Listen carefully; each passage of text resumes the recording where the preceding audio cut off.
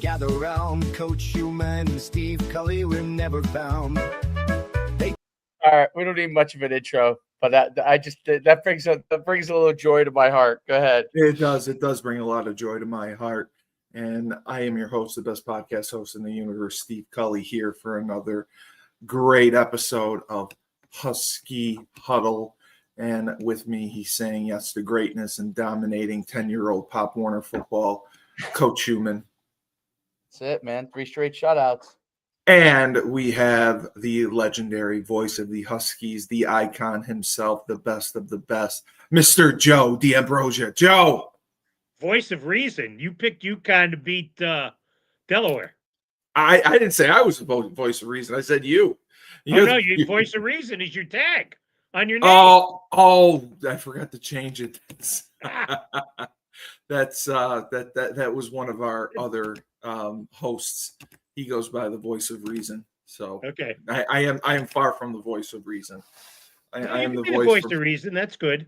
I am the voice of unreason. But we have a big. It hates to say early in the season, but this really feels like a must-win against Ball State because, as we've talked about, winning the games that you're supposed to win is huge, and we have not been able to accomplish that as far as last week goes, losing a game we were supposed to win, allegedly. This one we need to get, and it's hopefully going to be the start of a run for a few weeks, which I think will be beneficial. Mel Brown being out is a bit of a disappointment, but thankfully we're loaded a little bit in the backfield. Joe, we have a little bit of a history with Ball State going back. That was one of our first 1A matchups. We're 21-11 all time against MAC schools, 1-1 under Coach Mora. And 0-4 against Ball State. The last time against Ball State, we lost 25-21 in Muncie. What year was that? 2022. Yeah, 22. It was his first year. How do you see the UConn Huskies responding to this game, and do you think they may have changed a few things around? Do you think they maybe learned their lesson and changed a little bit offensively and defensively? Not a thing. Not a thing. No. Nope, not a thing.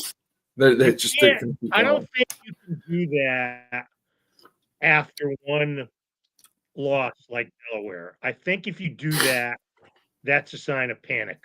Right. There's certainly no reason to change anything with the offense. Right. Offense put up 41 points. No. So Correct. We can talk about blocking schemes and zone runs and all that happy bullshit. The bottom line is they put up 41 points. Last week was purely on the defense. Look, UConn's a 21.5-point favorite going into tomorrow. Really? Ball State, yep. Ball State got beat by 31-0 to Purdue. Yep. And then went down to the Plains and lost 42-3 to Auburn. And then barely squeaked out a win over New Hampshire.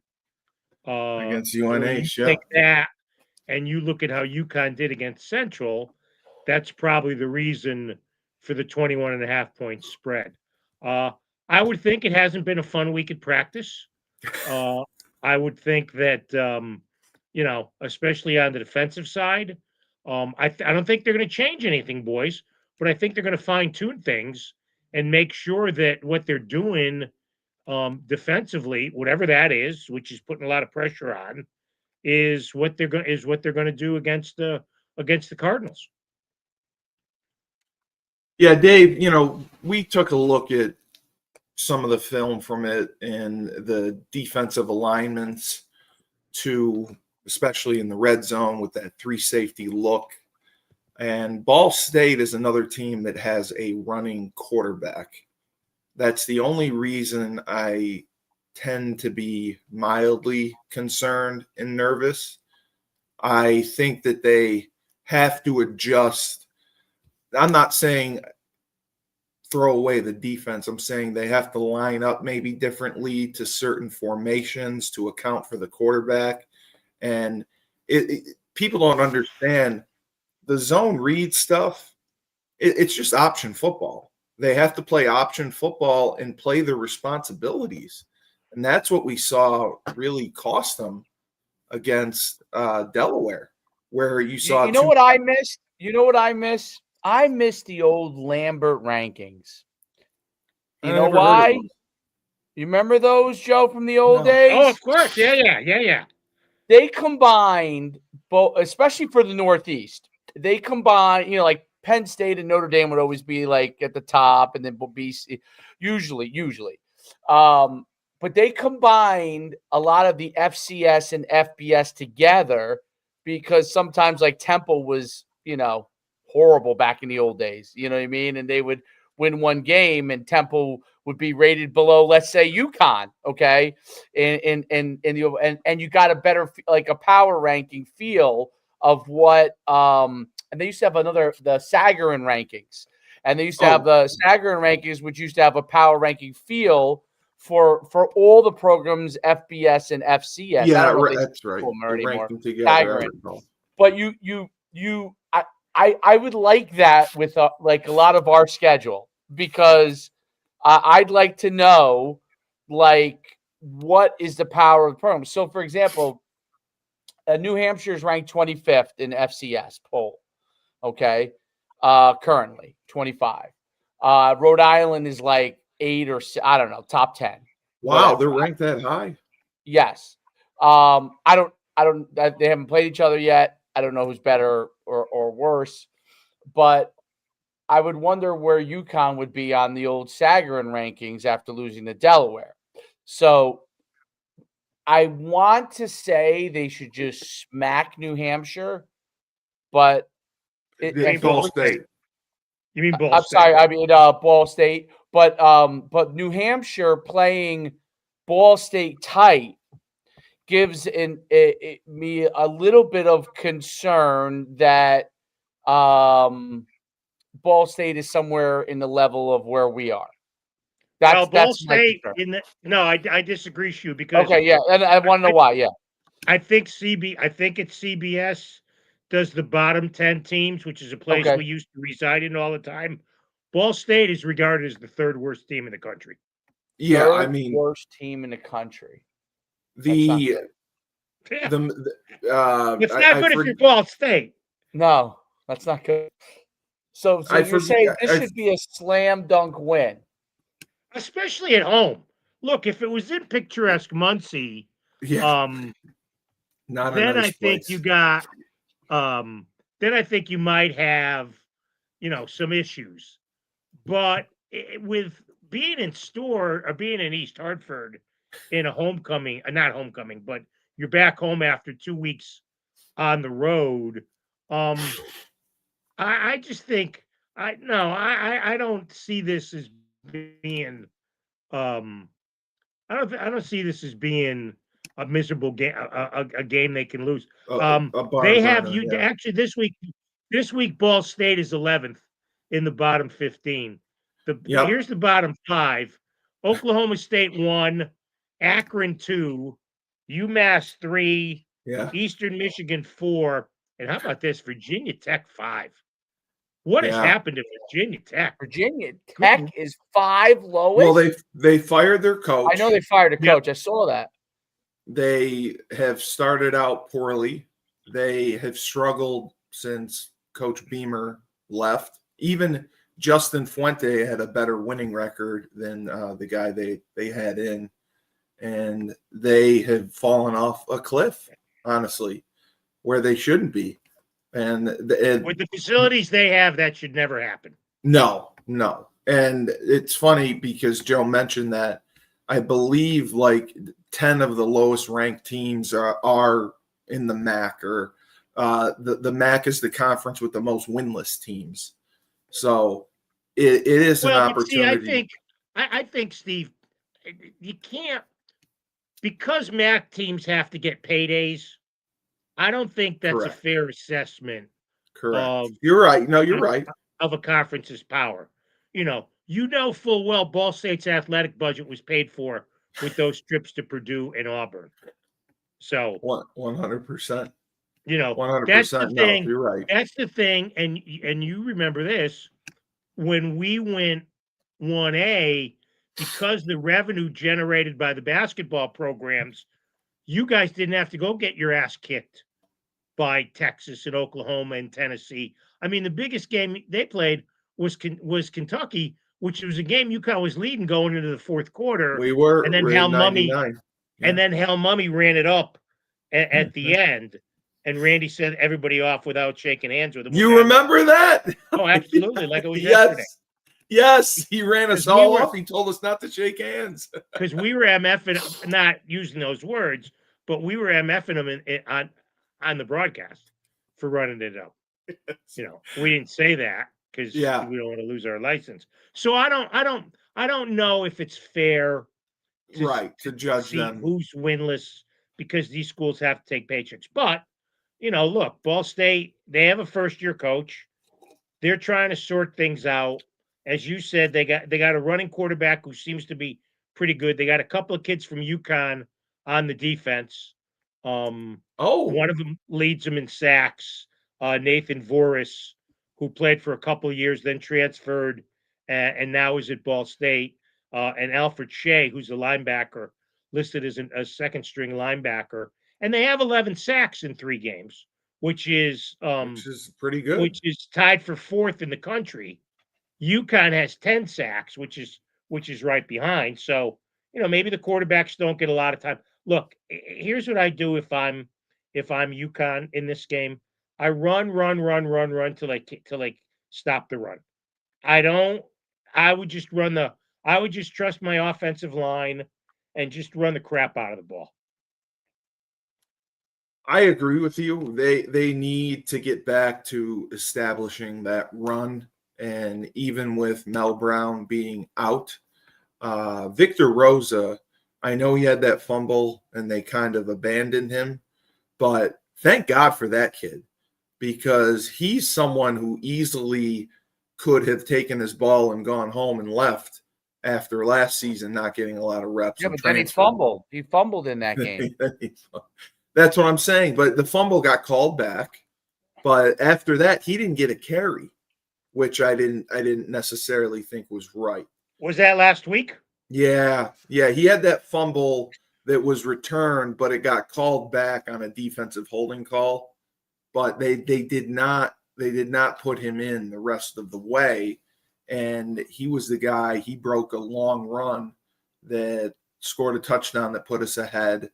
He did some nice things in there with picking up the blitz. He did have a nice run, yeah. He's good out of the pass catcher out of the backfield. Very good third down back, good catching out of the backfield. He blocks. He's a little guy, so you can hide him behind some big O linemen on a screen pass. And 100%. If the O linemen do their job, you'll never find them. What happened to MJ Flash? That's what I had wondered as well. I had wondered why MJ did not play, but Dave, my sources tell me that MJ Flowers will be active and part of the game plan this week, and we will see him get some carries. I think they're going to go to him before they go to Oliver, the kid from Sweden, the running back. I think MJ is going to get some reps. MJ is more reps than Rosa? No. Rosa's going to be the number 2. I think MJ is going to be the short yardage guy. He's a bigger body. He's 6 feet. He's well over 200 pounds. Dave and I watched some of his film when he was at Eastern Illinois. He's a bigger, physical, bruising back. He's not as fast, obviously. He runs as powerful as Cam Edwards, but he's bigger. And I think they're going to utilize him in short yardage situations because you really need 3 guys. And I have no problem with Cam carrying the ball 20 times a game. I'm all for it. Victor Rosa, he is very similar to Mel Brown. He doesn't have necessarily the home run hitting ability that Mel Brown does, but he can bust some runs, and he has. when he's gotten his chances, he's made the most of them. Well, And he's like a kid you'd like to see get 15 touches, 10 on the exactly, ground and 5 in the air. exactly. I think You know? that if he gets 10 to 15 touches, that is perfect. But I agree with you with the running. My concern is defensively. I really hope that we play assignment football, play disciplined, and especially with a running quarterback. We cannot afford to lose sight of it and make sure the quarterback's accounted for at all times. And, Dave, we talked about it with the 3 safety look that they play. That accounts for one of those safeties has to play downhill fast. Correct. And I think that's kind of what we saw was the front side safety or even the boundary safety was not filling fast enough. And that's a tough ask when I talked about putting players in position to succeed. That's a tough ask for a kid to do at this level. They can play that defense like we talked about, David, Texas or Georgia, where they have athletes who can get downhill and blow stuff up. It's harder for our kids to do it. So, and I had told you, they were leaving Delaware slot receivers uncovered completely or inside leveraged to where, they could have scored on just running bubble all day. There was so much that they could have done just based on our alignment. I hope we get the calls in faster because, Joe, that was the one thing I really, when I went back and I looked, we're standing around defensively looking for the calls, and it takes us a long time to get aligned and get set. And by the time they snap the ball, it looks like we're not ready. Yeah, you're much better. You guys are much more knowledgeable in going deep into the weeds like that. I can't. But you thought they looked tired, though. You thought they looked a little tired. At the end of the game, I thought they looked tired because they're on the field a lot. Yeah. They ran a lot of plays. I think you look tired when you can't stop anybody. Yes, you do. Well, you're out in the field the whole time. You're out there a long time. That's part of the problem on defense. Which is why if you control the ball offensively, your defense is on the field less. Absolutely. I hope there's nothing more deflating than giving up multiple first downs on a drive for defense. Very deflating. Well, you start to get in your own head because especially when you get them third down and they convert, and it's the front gets frustrated when that happens, and you start to. That's when the drives extend. Third down and long conversions are very deflating for a defense. Too many of those. I think that might be the number one thing we have to improve on defense. Third down and long, we got to get off the field. We have to be able to get off the field at third down and long. We can't give up a 3rd and 6 or more conversion. Those are killers for a defense. Those are absolute killers. Every time you get somebody in 3rd and long, 3rd and 6, 3rd and 7 or more, some of them they were converting like 3rd and 10s at a lot of times. Every time you convert those, it's completely deflating to the defense, especially the defensive linemen and interior linebackers who feel like who start to get like the I'm chasing aimlessly type of thing. So that's an important thing. When it's third down and long, you have to get off the field. You have to win the majority of those, overwhelming majority of those battles. It's got to be an 80-20 type thing in third down and long. You got to be winning 80% of those battles, maybe more. So Joe's right. Our opponents are converting 35% of their third downs. And if you take out the Central game, I'm sure it's different. I remember when I coached, we wanted to be 40% at third down. That was considered good. So they're at 35%, and I'm pretty sure if you took away Central, it would be higher. And they are we're the same 2 for 6 and 4th down conversions. PATs are good. Yeah, we turnovers. We won that battle, and we're dominating in the kicking game. But I mean, it looks like total plays. That's where, Fourth down, Delaware was 3 for 3. Yep. And one of them was the 4th and 9. One of them was the 4th and 9 at the end of the game.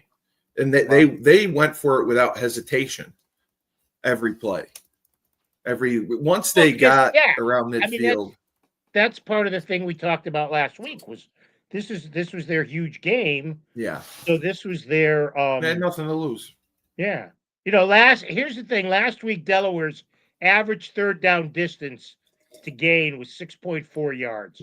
And they were 6 for 15 on third down conversions. They were only 1 for 3 on 9 yards plus. Right. And they were 5 for 7 on third and short.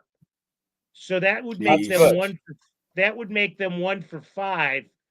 So that would make them 2 for 8 on third downs of 5 yards and more. It seemed a lot worse than that. But that's what the stat book says. Because I think it was in critical situations.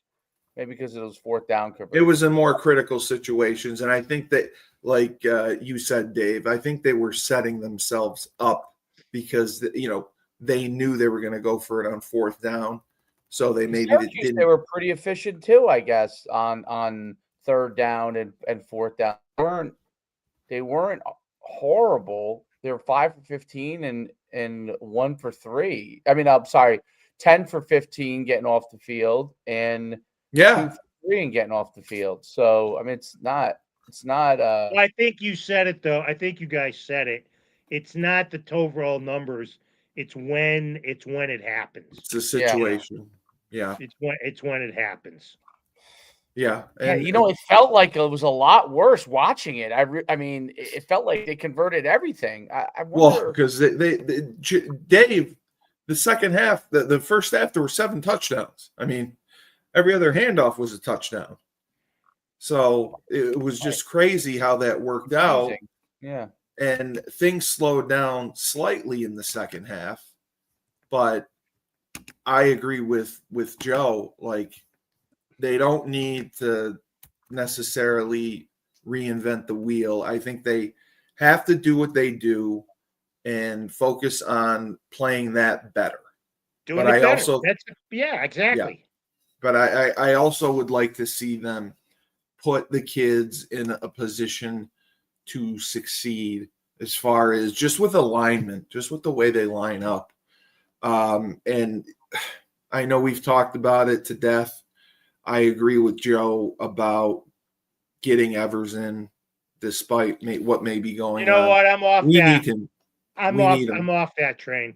You're off that train. You know what? If you haven't done it in 3 games, it's not going to happen. Yeah, I agree. If you didn't do it against Central or you didn't do it again the last couple of weeks, I don't think it's going to happen. No, I mean, I agree. I think he's the backup and he'll play when needed. But that's the thing. I don't even think he's the backup. They put in Tucker McDonald when Figiano got hurt. That's why I got concerned. I figured Evers would have gone in, but they put in Tucker McDonald. So I don't remember that. Was it a passing situation? Figiano got hurt. He came out for a play. No, it was a second down. And they had Tucker throw a wide receiver screen, and he just threw a worm burner. So that was the only reason I was concerned. But I'm sure they have their reasons. I know they have their reasons. I understand. Before. I understand. I understand. What's going on with him, but we were talking about some of the transfers, and the kid from Penn State is the leader in sacks. He's one of our linebackers. He's got 5 sacks on the year. I had no idea we had 10 sacks, but when you look at it, 8 of the sacks are from the linebacker position. I don't believe. Where's what? We blitz a lot. No, I know. I get that we blitz, but I'd like to see our D line be able to get. Yeah, but that's not, Stevie. You know that's this. Not their role. That's not the way. It's the D line occupies the offensive linemen, so the linebackers can get in. It's all different from when you guys played. It's a Right. totally different. It's schematically, it's 180 degrees different as far as, you know. Yeah, I think you I look. agree. I think the number you look for the D line is what's the opponent doing running the ball. Right, and that is the other area of concern. Just as Yeah, far I don't think as D linemen are rated now as how many sacks they get or how many pressures. no. I'm not trying to say that. I'm trying to say Well, even in the when you 3-5, blitz, in the 3-5, it's less of a interior linemen are less likely to get sacks. as many sacks. Correct. I get that, Dave, 40 but in a 40, the ends are going to get a lot more sacks, and the three techniques going to get a lot more sacks. but you're not, still getting a one-on-one matchup. That's my point. We're well, I always don't know if bringing they. 5. You mean We bring 5. because of You blitzing? know, yeah, we typically bring 5. I Right. mean, that's normal. We bring 5. So there's 3 down linemen, and we'll bring 2 backers. There's 5 that normally come. So, like Ben Smiley, I love Ben Smiley's film. I thought he was going to be a difference maker.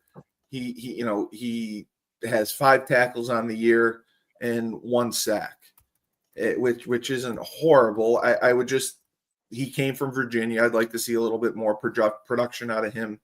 Vincent Carroll Jackson, I lauded when I saw his film. I thought he was tremendous. He has 7 tackles. He doesn't have a sack. But yes, in the way the defense is built, correct. The linebackers are set up to make the plays and to get the tackles. You know, But that's Joe, why who was the kid from the Connecticut kid a couple of years ago who had all the tackles? was it Jaden McDonald? No. Oh, okay. Kid was, I don't kid know was a then. Connecticut native. He had like 1 million tackles. They called him. Okay. Remember him? I know because I honestly didn't start watching again until last year. So that's why I don't remember. I'm gonna check. I'm gonna check Jackson right Mitchell.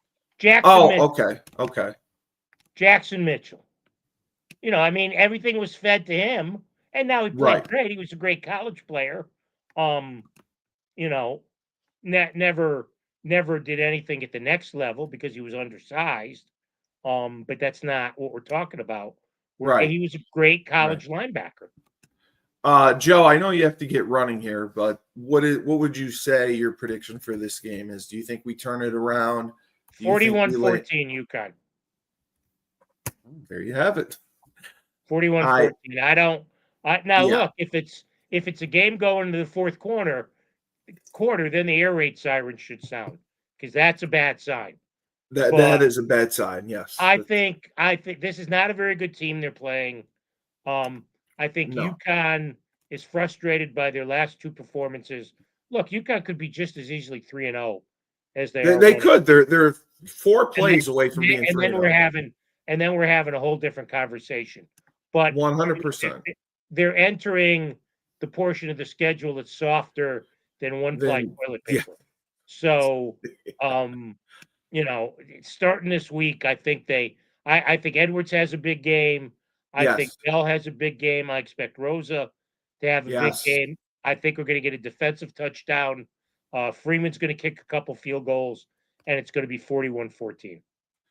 Last question. Do you think we're going to draw a crowd? Do you think that we'll get a decent crowd for this? It's supposed to be a nice day. Okay. But again, it's Ball State. Yeah. And, you know, I think, look, you didn't get a great, you announced 37 for Central. It was closer to 20. Are you serious? It was yeah. that big of a difference? Oh, of course. It happens all the time. Oh, my God. I'm here thinking 37. Wow, they actually did it. No. Oh, okay. No. Maybe 25. It might have been 25. Okay. Because the figure announced is the tickets that are out. That are sold, correct. Well, not even sold. Oh, okay. Not even sold.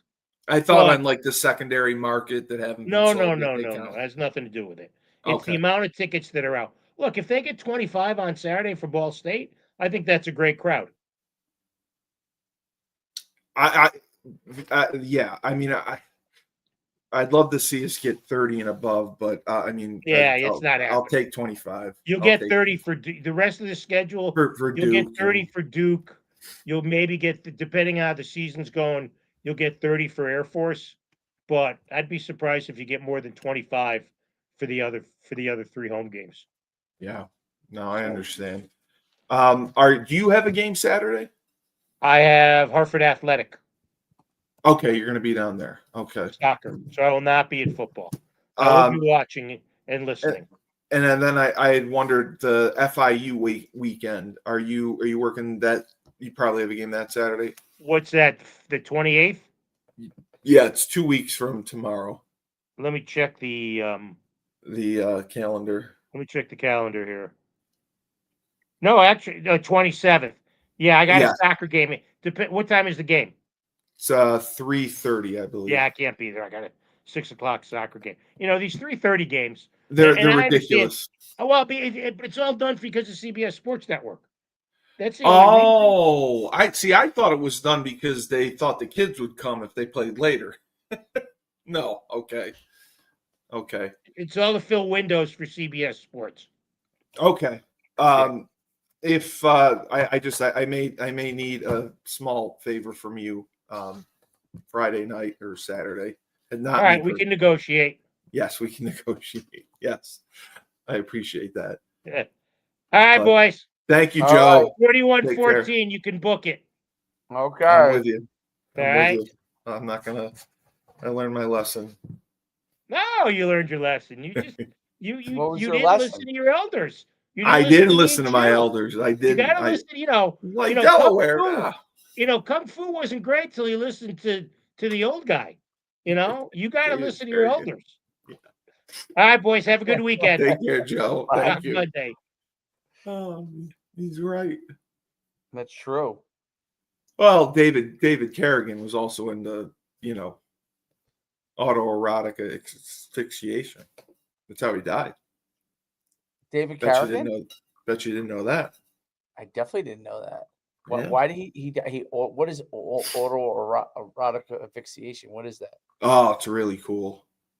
It's when you hang yourself and get a blowjob or jerk off. Because the blood goes all down there. And that's how he died? Yeah, it's touch and go. I mean, you got to time it right. So you don't choke yourself. So, And right. So he's he flew too close. He flew too close to the sun. oh my Oh, god. I can't wait. He was reaching ecstasy and dying at the same time. Well, that's the point of it. Yeah. It cuts off the blood to your head, so it goes down there, and it's supposed to give you a mind-blowing experience. Hmm. I saw the Zencast guy got back to me, so that's good. I didn't know this. I have to close my Spotify account. That's the thing, and then I have to transfer. Once I transfer all the RSS feeds over, I'm set.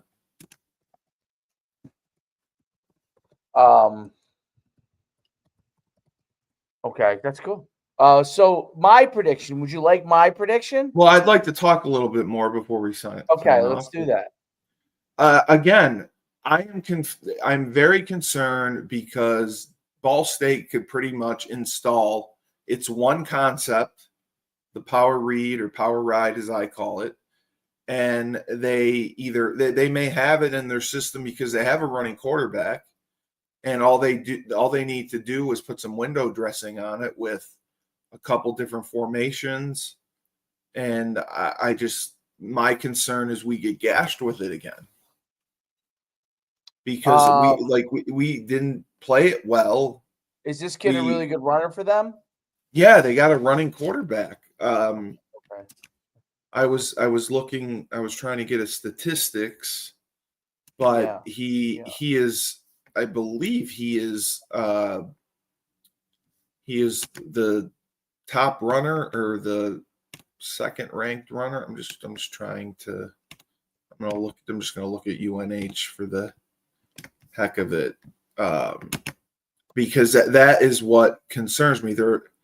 They're a running team from what I can. Okay, no, he was 25 of. Oh no, see they are a running team. He was 9 of 15 passing for 2 touchdowns, and he was a leading rusher. That's why I was concerned.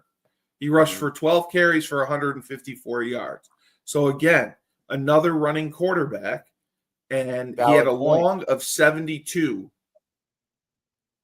And they have a good running back too. To quote my man, to quote Tyler King, valid point. Yeah, well, he'll interrupt you to tell you made a valid point. That's the best part. But that's a valid point.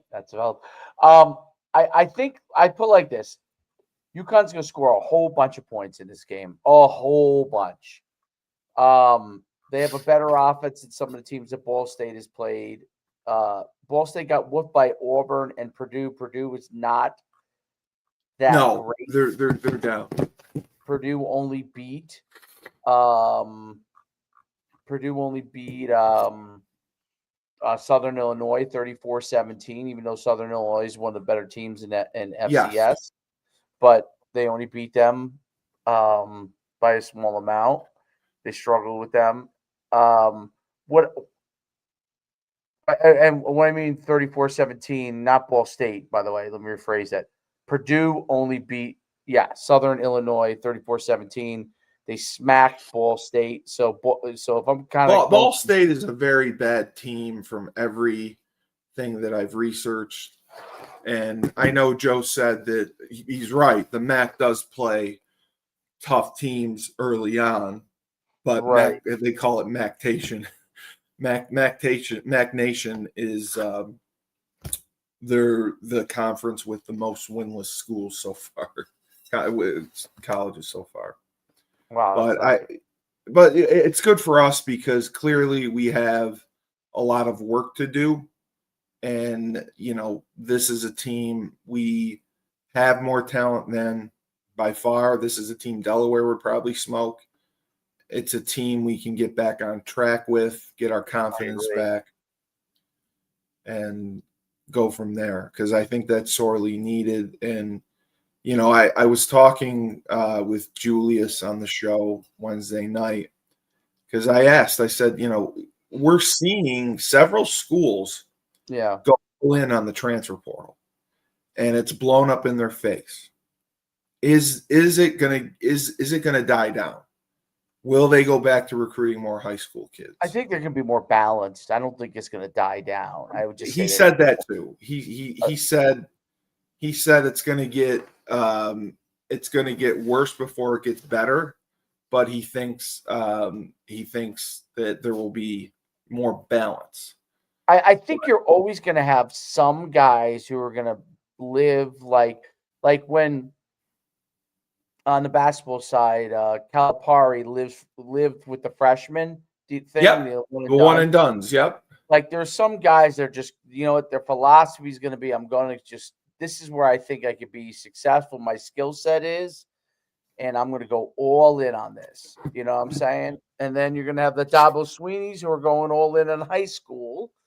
And that's not necessarily working out great for him either. He did take he took more transfers than usual, but I'm talking like Texas took a lot of transfers, and they have looked awful. I think they'll become more balanced over time. I think because Florida took a ton of transfers because they're awful. Because I think in the long run they're going to lose so many kids. To the portal themselves that's the issue that I see.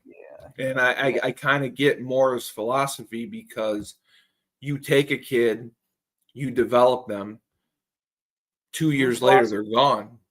Moore's I get it. I think it's ignorant to come out and say I'm only going to take transfers. I think that's very, very stupid to say. I think I'm only going to recruit. I'm only recruiting transfers. Well, even in basketball, we don't just take transfers. We'll take one transfer. I mean, we weren't. McNeely wasn't a transfer. No, I'm not talking about us. I'm saying teams can probably yes.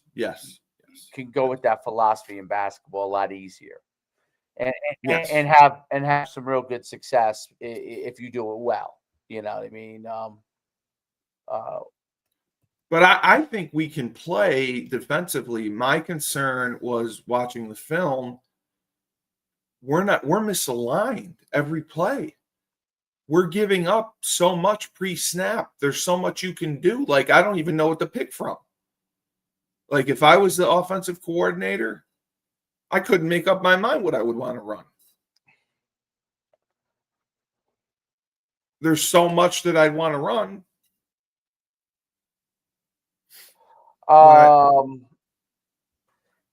Say that again. There's so much you want to run. I'm saying the way that our defense was aligned against Delaware. Oh, that you would want to run against us. Yes, if I was the offensive coordinator, I wouldn't know what to run. Yeah. I thought you were talking about. I'd be like, I can run anything I want. I don't know what to pick from. Right. And that's scary. And my point with the D line is I understand the 3-3-5 or the 3-5-3. Your best players are your linebackers, and they're going to get the majority of the pressures.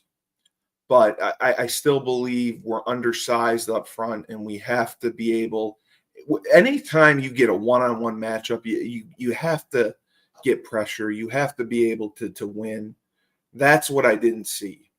When we brought 5 and everyone had a one-on-one matchup, we weren't winning those one-on-one matchups. That was my concern. And I know everyone's tooting Byron Parham's horn for having 5 sacks on the year and leading the team. The way when I coached offensive line and guys had 10 sacks coming in or whatever, I'd say, 10 plays, they got lucky. How many plays we play in a game? 70, 80? And 10 plays all year. So that's 1 or 2 plays a game. They were able to beat someone for a sack. So I was just like, just to try to show them, like, it's not that special. Anyone can do something right for 1 play. There could have been a missed assignment. And he went in scot-free. But, the Evers situation is concerning. Well, there is no situation. He's not involved. Yeah, I know. But they should not have let it got to that point, because he is somebody who could contribute this season, and he naturally would have taken over next season.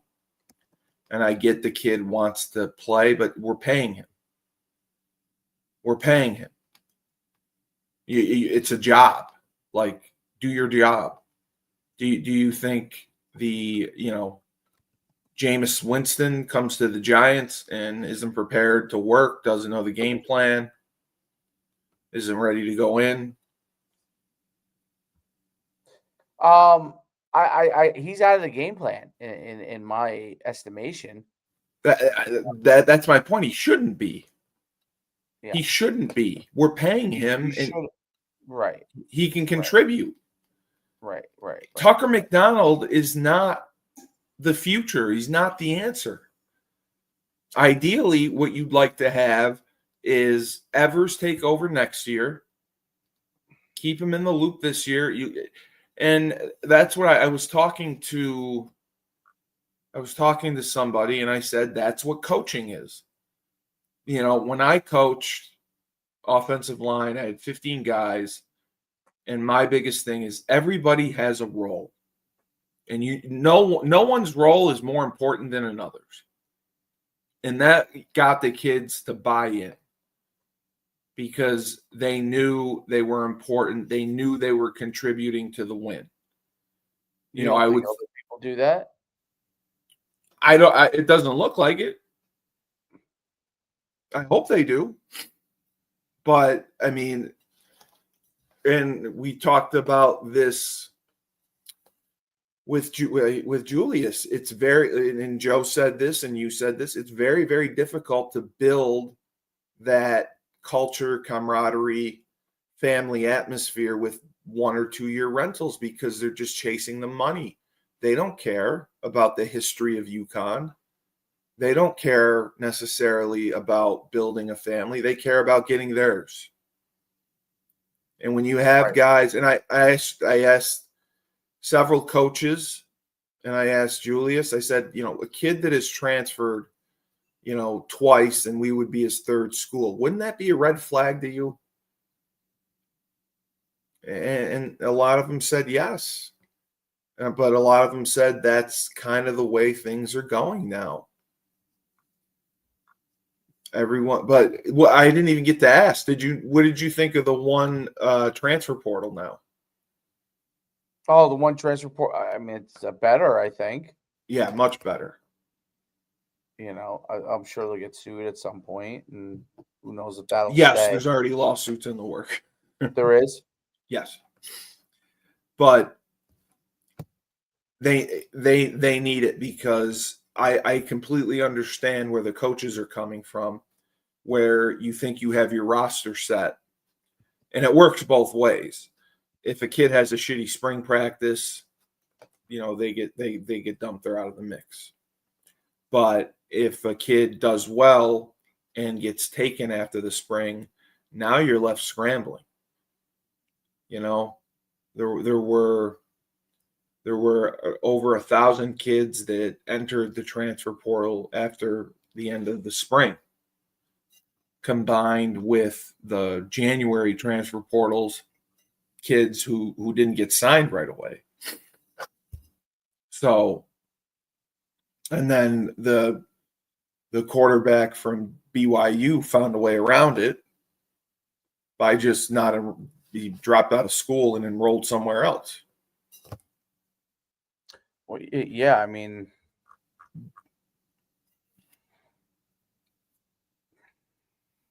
I just don't. I have not. I understand the talent's better, but I have not enjoyed college football this year as much. Just knowing how the teams are constructed. You don't know as many of the kids. That's the problem. Well, there's a ton of turnover. I mean, you're having 60, 70 kids that turn over every year. Right. Which it's disheartening to see that. And I don't love it because I don't feel the kids are playing like necessarily we played, because we were frothing at the mouth to have a chance to play Division I football on scholarship. These kids want, they want the check. That's how it's going to be. Yeah, it is. It is. But I think with reducing it to one portal period, that will slow things down to where maybe you won't see the 2 and 3 year transfers. And I think that if they are able to penalize kids who transfer 2 or 3 times, that'll help as well. They were trying to pass. It was either if you transfer twice, you would have to sit out a year the second time.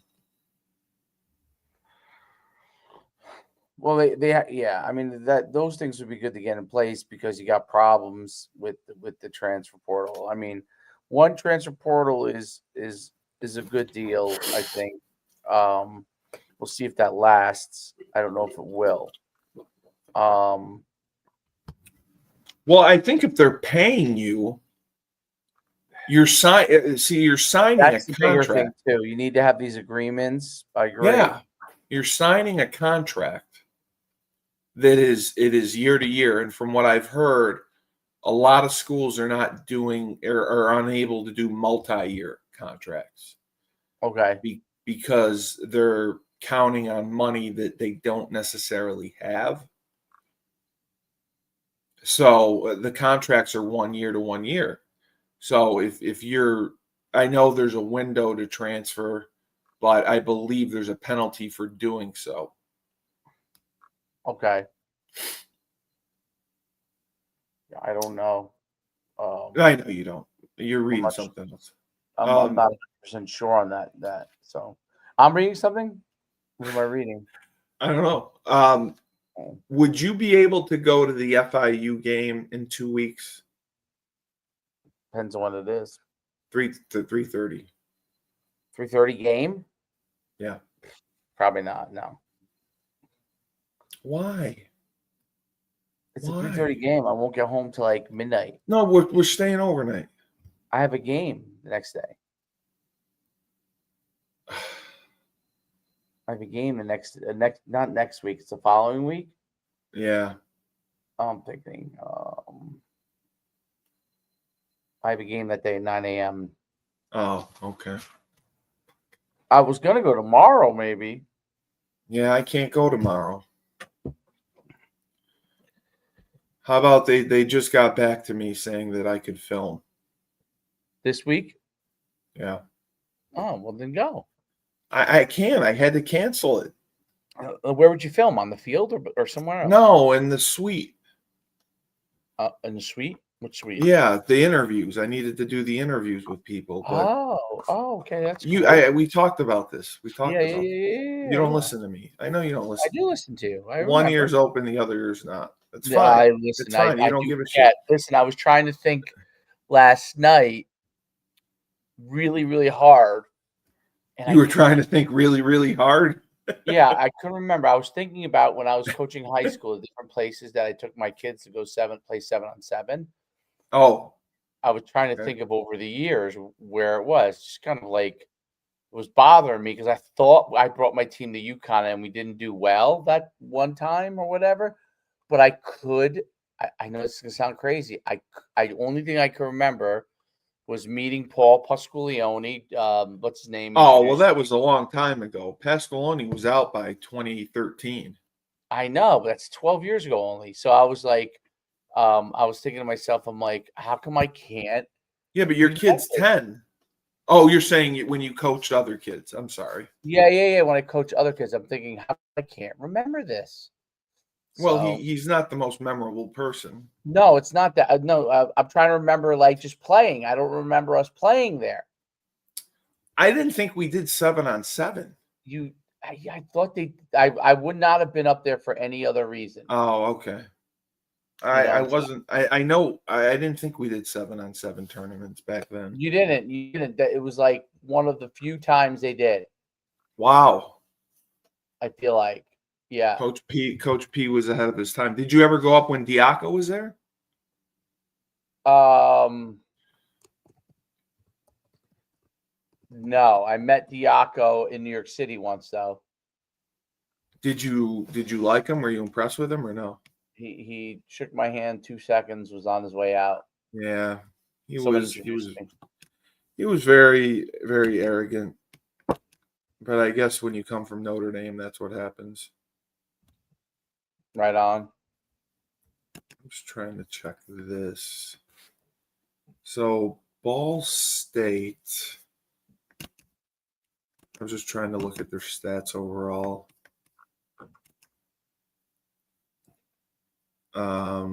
Okay. Ball State. Yeah. Oh, they didn't. No, I have to run off in about 5 minutes to go in another pod. Of course you do. What other pod are you doing without me? I have the Prospect podcast I gotta do. Oh, you're doing it later. Okay. All right. So my prediction, hold on. UConn 42. Ball State 35. Okay, since you and Joe picked 42, I will go. We scored 38 this past week. I will go 35-10. 35-10. I'm hoping Just Coach remember, Brock pulls his head out of his ass. If you're ever feeling down, I don't feel down. I know. If you ever, well, I did feel down the Delaware game. I wanted to smash my head through the TV. If you're ever feeling down, just play this song. Don't.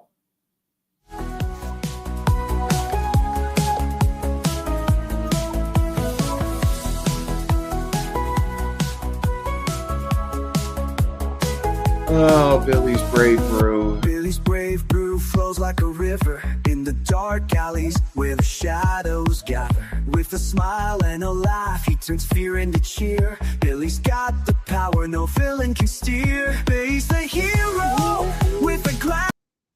That's a great song. Yeah, it is a great It's not as song. good as this one.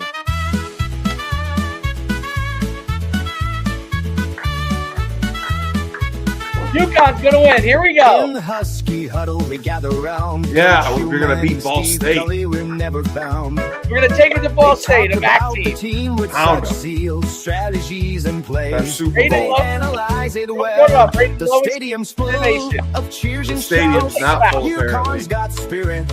We'll never doubt. I wish the Coaches stadium was share full. their thoughts. I think the stadium will be full.